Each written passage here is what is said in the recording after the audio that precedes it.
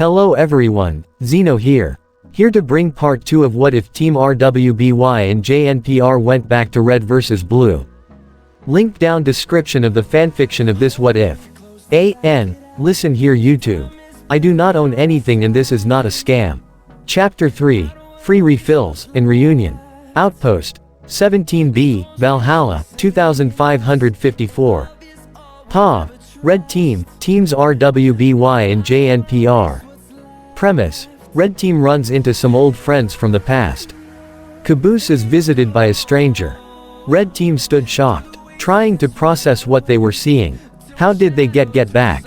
Why are they back? And who are the other four? It wasn't long until Sarge finally spoke up. What in Sam Hill are you guys doing here? Sarge asked Team RWBY. These dolts couldn't stop thinking about you idiots, so they had me construct a teleporter to get here. Weiss muttered, pointing to her teammates. Nice to see you too, Ice Queen. Griff said sarcastically. Nora started laughing, along with Young. Hey, that's what we call her. Cried Nora, small world. You mean small dimension. Simmons noted, universe, multiverse. Let's just say small world and leave it at that. Sarge said. Agreed, replied Blake. Red Team then drew their attention to Team JNPR. I believe introductions are in order. The name's Sarge, leader of Red Team. Any friend of Team RWBY is a friend of mine. Sarge stated, then turned to his maroon companion. I'm Private Dick Simmons, pleased to meet you. Nora started to giggle at his name, and was hit in the head by Ren. John then started to speak. Why is your, he was cut off by Simmons. It's short for Richard. Simmons replied. Oh, sorry about that, said Nora. I'm Griff, sup? Griff said nonchalant. Young approached Griff, and the two fist bumped. I'm gonna guess you two are partners in crime. Pyrrha asked. Guilty as charged, both replied. John then stepped forward. Well then, I'm John. Pyrrha, Nora, Lai Ren. They are Team JNPR. They're like a sister team to us. RWBY happily announced. Sue, what are you guys up to? Asked Young. We're trying to find a way to exterminate the Blues. Sarge said, pointing over to Blue Base. I see, said Ren, why exactly? Duh, we're red, they're blue. We're fighting each other. Actually, I meant by why are you here? Young interrupted. It's one of life's great mysteries, isn't? Replied Griff. No, I meant here, and not in Blood Gulch. Oh right, replied Sarge, you want the long version, or the short version? I will take the easy version please. Said Nora. Can I get long version, but can ya tell it in 19 parts? Asked RWBY. Pav change. Red base. Red Team took Teams RWBY and JNPR back to their base where they told them the story of how they broke into Freelancer Command, met Agent Washington, their encounter with the Meta, and the revelation of Church being an AI. After what felt like hours, Weiss finally spoke up. Well, that was some story. Yeah, it was crazy. The Meta threw our fucking car at us. Griff agreed. Yeah, we still have payments left on that Jeep. Sarge added. So is Church, RWBY said, trailing off. Yes, he is, sorta. Simmons replied. What do you mean sorta? Asked Ren. Well, you see, Simmons spoke, Project Freelancer was designed specifically to pair skilled soldiers with experimental AI. Unfortunately, the director could only get his hands on one, that being Church, so he decided to do the next best thing, harvest AI fragments from him by torturing him. Torture. They tortured Church. RWBY yelled. Yep, they harvested dozens of fragments based off of him, but Washington destroyed all of them with an EMP. You mean an M? Griff said. No you fat ass. It's pronounced EMP. Yeah, which spells M. Nora chimed in. Anyways, Washington destroyed them, except for one. Who? Asked Pyrrha. Epsilon. According to Washington, he carried Church's memories. We saved him, and handed him over to the UNSC. In exchange, we got these new bases. RWBY and JNPR stood silent for a while, trying to process what they heard. Church was technically dead. They failed at helping their friends. We're sorry we didn't come back so soon, said Blake, who then looked at Weiss. Well, not all of us. Hey, shouted Weiss. Sarge then turned his attention to Griff and Simmons. Anywho, men, I believe it is our best opinion of abandoning our current mission. Great idea, sir, replied Simmons. I was beginning to realize there was no point in psychological warfare. Which is why I have instituted a new plan: attack the blues. Sarge, you do know there is only one blue soldier over there, right? Asked Griff. Oh right, what was his name again? Asked Ren. Caboose, answered Blake. Yeah, he's been working on something. Anytime we try and spy on him he just keeps shooing us away, said Simmons. He just shooed you away, shouted Weiss. He's an idiot. Yeah, an idiot who has his finger on the trigger of his assault rifle at all times, shouted Griff. Makes sense, agreed Young. Moving on, let's go attack the blue, and see what he's doing. That's a win-win, Sarge stated. Somebody go wake up Donut. Wait, Donut is here, asked Blake. Who's Donut? Asked Ren. He's another member of our team. He's been sleeping outside for the past 6 hours, answered Simmons. Just then Griff, who was checking on Donut, comes back inside. Hey guys, hate to burst your bubble, but Donut is missing, stated Griff. What? Missing? Goddammit Simmons, one of your jobs is to watch over him. Sarge scolded. Oh, and 4 of your friends are missing as well. Everyone turned around to see that John, Pyrrha, Ruby, and Young are missing as well. Well shit, muttered Simmons. Lopez, shouted Sarge. Who's Lopez? Asked Nora. Just then another soldier came into the base. He was wearing brown armor similar to the Reds. He carried a battle rifle, and had a pistol strapped to his thigh.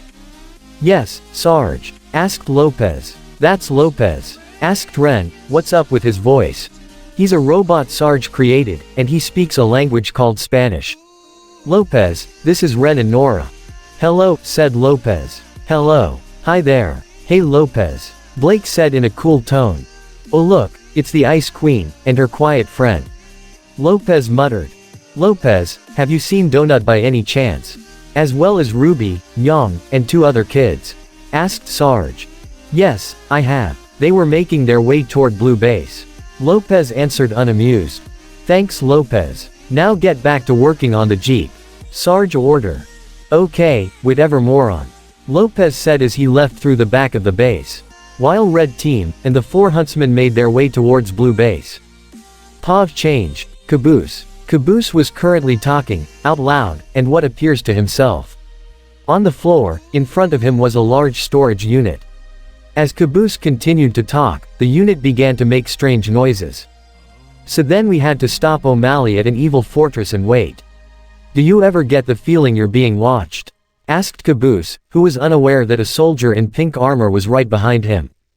Donut, I asked you a question. Chapter 4, Visiting Hours. Pav, Caboose, and Donut. Outpost, 17B, Valhalla, 2554.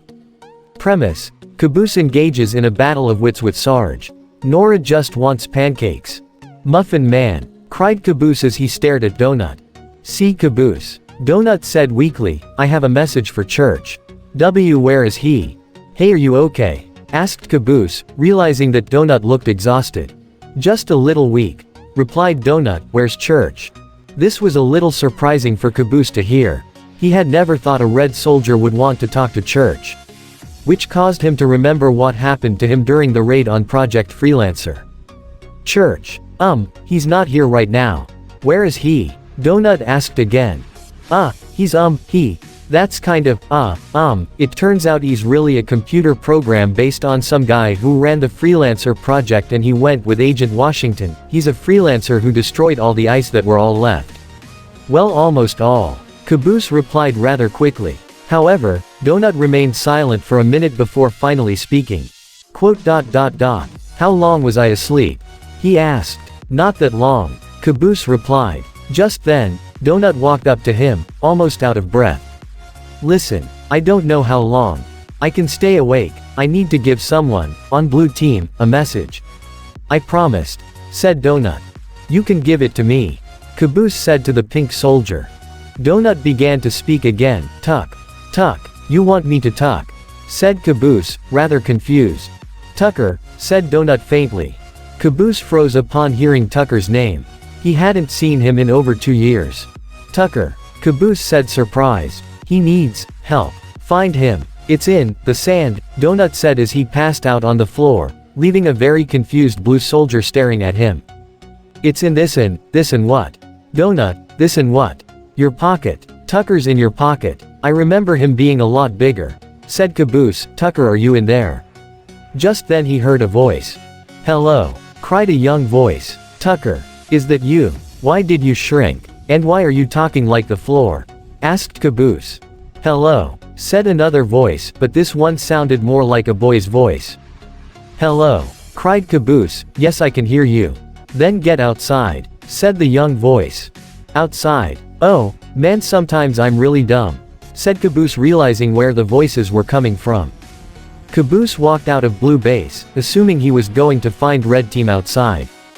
Instead he came face to face with 4 kids. 2 of them he instantly recognized, but the other 2 he didn't. One of them was a boy with messy blonde hair and dark blue eyes, and carried a sword on his hip. He wore white knight armor that only covered his upper body and shoulders. The other one was a girl with red hair as bright as Sarge's armor. She had green eyes and dressed in bronze armor that covered her legs and body.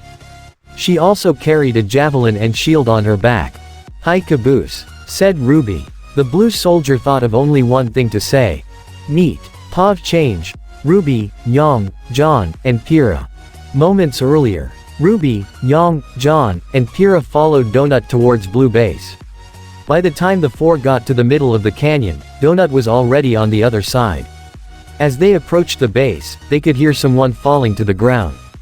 What was that? Asked Pyrrha. I don't know, maybe we should see if Caboose is inside, said Yong. Just then, Ruby decided to try something. Hello, she shouted. Yong glared at her sister, but luckily someone did answer. Tucker, is that you? Why did you shrink? And why are you talking like the floor? Said a voice. Ruby and Yong knew exactly who it was. John and Pyrrha on the other hand didn't. Hello, John yelled into blue base. Hello, cried the voice. Yes, I can hear you. Then get outside, said Ruby. A few seconds later, a figure emerged from the base. It was the blue soldier they encountered from before. Hi Caboose, said Ruby. Neat, said Caboose. Ruby and Yong smiled, while John and Pyrrha stood silent. Caboose was tall, almost as tall as Yatsuhashi, the tallest kid at Beacon. He looked rather strong, and well built. His bright blue armor made Pyrrha blush, as it reminded her of John's eyes. Ruby, Yong, I can't believe it's you, cried Caboose as he hugged both of them. Are Blake, and the mean lady here as well? And who are those 2? He asked, pointing to John and Pyrrha, who were trying hard not to laugh at Caboose's stupidity. This is John and Pyrrha, said Ruby. So, you're Caboose? Asked Pyrrha. Yeah, I like me, he replied. Just then, red team, Blake, Weiss, Ren, and Nora showed up. Hey Caboose, said Blake in her cool tone. Hello Blake, Caboose shouted, and white was it? It's Weiss, Weiss groaned. Oh right, the Ice Queen. Why does everyone keep calling me that? Shouted the heiress. Everyone was trying not to laugh, but they couldn't help it. Ren then stepped forward. Anyway, I'm Ren, and this is. I'm Nora. Nora shouted. Hello, I'm Caboose, said the blue soldier. Hey Blue, what are you up to? Asked Sarge. Caboose then turned to the Reds. Hey guys, great to see you. Wait, unless you are here to blow me up. Then not so great, he said, as he slowly raised his assault rifle. Oh no, Ruby muttered. What's wrong? Asked John. Let's just say, despite them being friendly, they're still technically at a war, she replied. Actually we lost something, said Sarge, still talking to Caboose. Is it the keys to your base again? Don't bother, it's easy to break in cause there are no doors. He has a point, said Yong, as they realized there were no doors on the entrances to the bases. No, it's something else, said Sarge. Can you describe it? Asked Caboose. Yeah, it's pink, said Griff. It's annoying, added Simmons. And it's got a spring in its step, added Sarge. Oh, and it's missing, said Nora. Oh, you mean Donut, said Caboose. He's in my base, he'll be staying with me for a while. You captured him, cried Sarge. You did what? Pyrrha said to the blue soldier. No, he's resting comfortably, said Caboose. Ooh, that sounds ominous, don't back down now Sarge, whispered Griff. Give him back, shouted the Red Sergeant. Ooh, this is where the fun begins. Young muttered to JNPR. Don't encourage them, said Blake. I can't. You see, there's something he needed to tell me. I'll send him home after that, replied Caboose. Squeezing him for information said Sarge. Sarge, I don't think that is. Simmons was about to speak but was cut off. Hey, nobody is squeezing anybody. I was just working with my tools and Caboose was then cut off by Sarge. Torture. You unholy fiend. He won't give you any info. He'll die before he reveals anything. Sarge then turned to the door of Blue Base and began shouting inside. Hear that, donut? You'll die before you talk. We all know that, keep up the good work. He said. Actually, he told me the beginning, said Caboose. He told you about our secret new vehicle. Donut, you idiot, shouted Sarge. Sarge, you dolt. He doesn't know, said Weiss. He told me about this and Caboose explained. That, and our secret new holographic chamber. Donut, put a lid on it. Sarge, said Simmons, hey Ren, I'm gonna go sleep under a tree. Wake me up when the brain summit is over. Okay, he replied, not wanting to get into the argument. Are you kidding? I wish this could go on all day, said Griff. Hey Sarge, maybe there's a ransom. Yong chimed in. Good thinking Yong. Sarge agreed. What is it you want, Blue? What do I want? Asked Caboose. Do you have any cookies? Yes, cookies. I want some, shouted Ruby. But Sarge wasn't buying it one bit.